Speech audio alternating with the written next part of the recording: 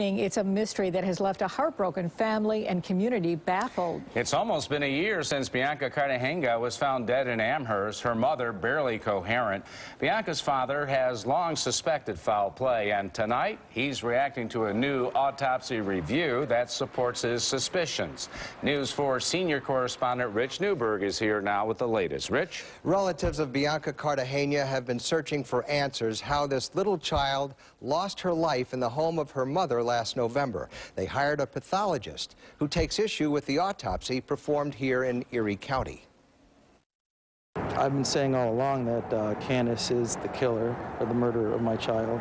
Reuben Cartegena's child, 8-year-old Bianca, was found lifeless inside her mother's Amherst home last November.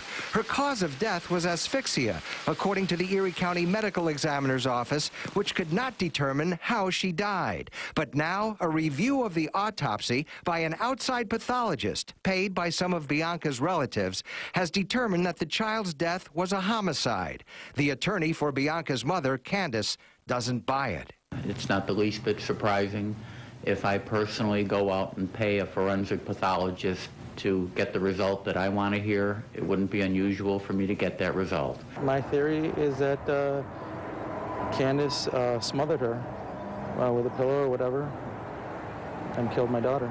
Candace had been found semi-conscious in a shed in the backyard of her home and had self-inflicted wounds, according to Amherst police, who are still investigating the case. You had a responsibility for that little girl, and now you have a responsibility for being accountable for what happened to her. Bianca's autopsy review has been given to Erie County, whose chief medical examiner, Dr. Diane Vertis, has been in contact with Dr. Sikarica, the pathologist brought in by the family. She has received his formal report and is in the process of reviewing his findings. Candace, says her attorney, is still grieving for her child. Sunday she spent at the gravesite of her daughter, unannounced, all by herself, with no intention of anyone ever finding that out.